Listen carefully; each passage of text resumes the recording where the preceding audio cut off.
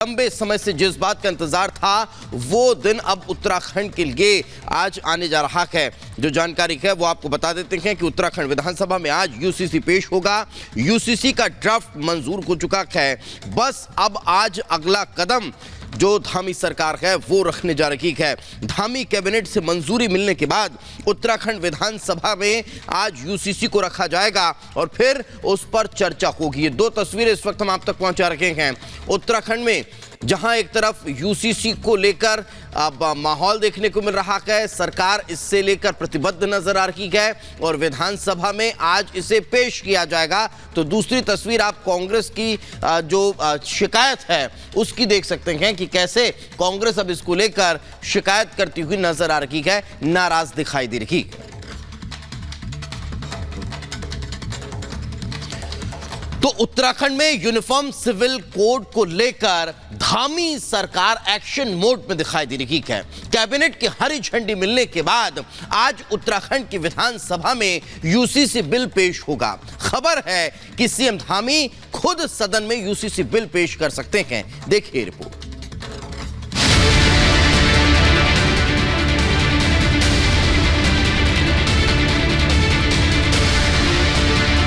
UCC को, समान नागरिक संहिता को विधेयक के रूप में लाने का प्रस्ताव मंत्रिमंडल में पारित हो गया है।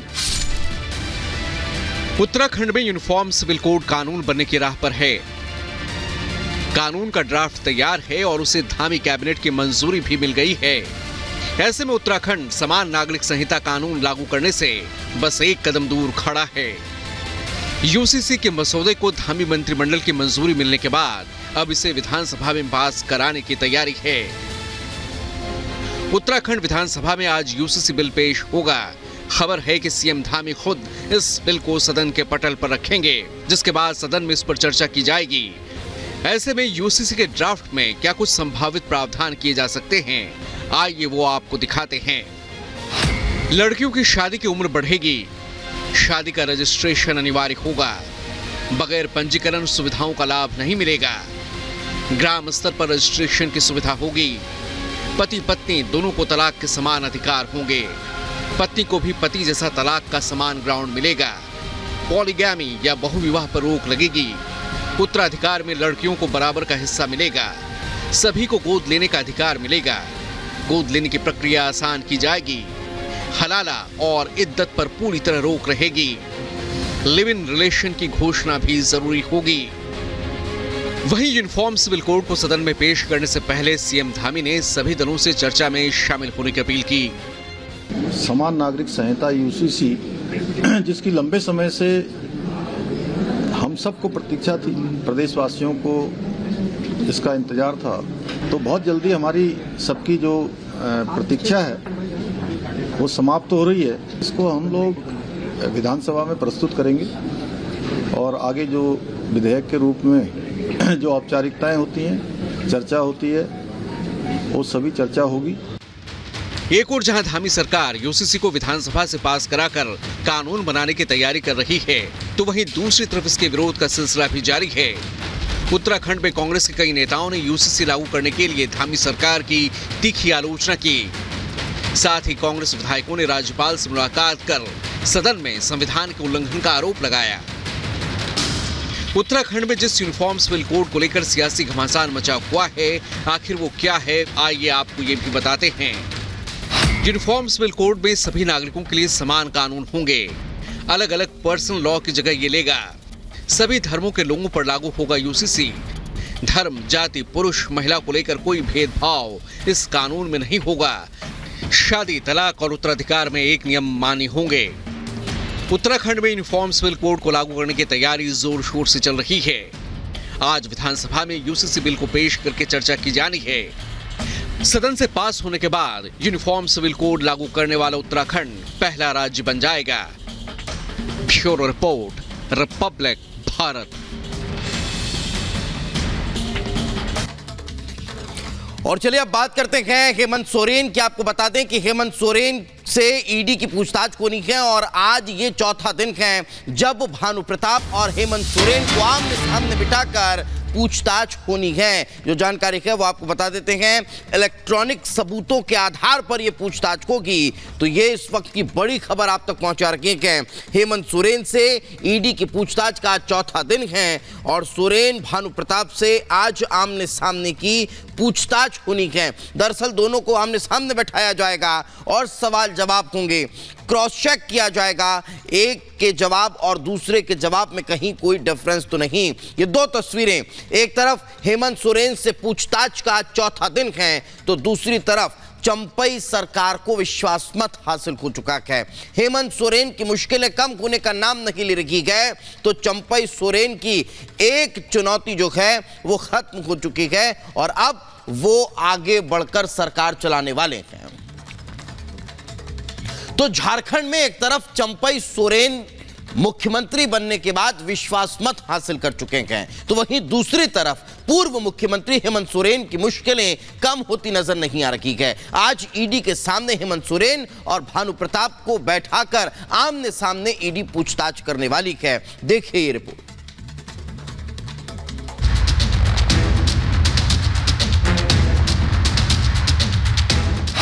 सवालों का चक्रव्यूह, मुश्किल में सोरेन। सोरेन ने गंवाई कुर्सी, अब साख की बारी। सोरेन भानु प्रताप से आज आमने सामने पूछताछ। झारखंड के पूर्व सीएम हेमंत सोरेन की मुश्किलें कम होने का नाम नहीं ले रही हैं। ईडी के सवालों के चक्रव्यूह में फंसे सोरेन के सामने साख बचाने की चुनौती है। घोटाले के आरोपों में घिरे हेमंत सोरेन ने पहले अपनी सीएम की कुर्सी गंवाई, अब उनके सामने अपनी साख को बचाने की चुनौती है। प्रस्ताव के पक्ष में 47 मत प्राप्त हुए, प्रस्ताव के विपक्ष में 29। भले ही झारखंड में चंपई सोरेन सरकार विधानसभा में अपना बहुमत साबित करने में सफल रही हो, हेमंत सोरेन की मुश्किलें कम होने का नाम नहीं ले रही हैं। ईडी ने आज हेमंत सोरेन और तत्कालीन बड़गाई अंचल उप निरीक्षक भानु प्रताप प्रसाद को आमने सामने बिठाकर पूछताछ की तैयारी की है। इलेक्ट्रॉनिक सबूतों के आधार पर ईडी आज सोरेन से सवाल जवाब करेगी। ईडी कोर्ट ने उप निरीक्षक भानु प्रताप प्रसाद से पूछताछ के लिए प्रवर्तन निदेशालय को 4 दिनों की रिमांड दी है। ईडी ने हालांकि विशेष कोर्ट से भानु प्रताप प्रसाद को 10 दिनों की रिमांड पर देने का अनुरोध किया था। हालांकि कोर्ट ने 4 दिनों की रिमांड ही मंजूर की। सोरेन और भानु प्रताप को आज आमने सामने बिठाकर पूछताछ की जाएगी। सोरेन पर भानु प्रताप के सहयोग से जमीन हड़पने के आरोप हैं। सेना के उपयोग वाली जमीन की अवैध खरीद फरोख्त के आरोप सोरेन पर लगाए गए हैं। भानु प्रताप से दस्तावेजों का सत्यापन भी करवाएगी ईडी। इसके साथ ही ईडी आगे कई अफसरों को भी इस मामले में समन भेजने की तैयारी में है।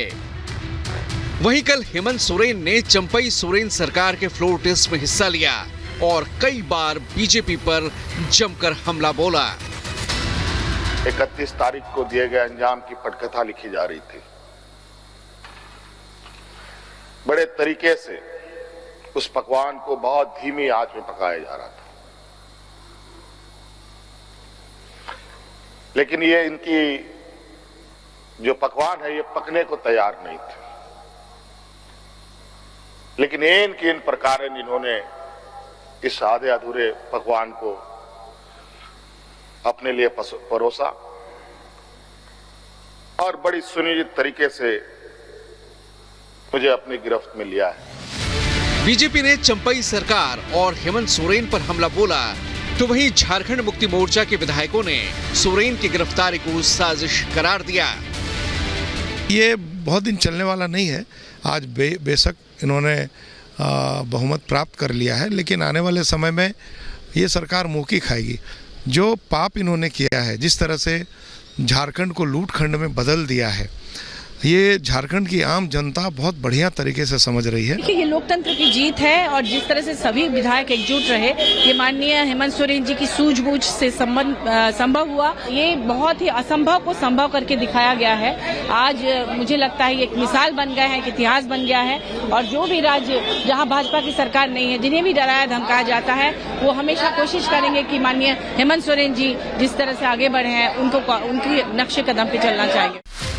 जाहिर है झारखंड में चंपई सोरेन सरकार को भले ही विश्वास मत हासिल हो गया हो, हेमंत सोरेन की मुश्किलें बरकरार हैं। भ्रष्टाचार के आरोपों की सोरेन पर ऐसी फांस है जिससे वो आसानी से बाहर निकलते नहीं दिख रहे। ईडी भ्रष्टाचार के मामले में दूध का दूध और पानी का पानी करने की पूरी तैयारी में है। Bureau report, Republic Bharat. और झारखंड के बाद अब बात कर लेते हैं पड़ोसी राज्य बिहार की, जहां आज कैबिनेट की बैठक होने जा रही है। विश्वास मत हासिल करने के पहले आज कैबिनेट की बैठक होनी है और इस कैबिनेट की बैठक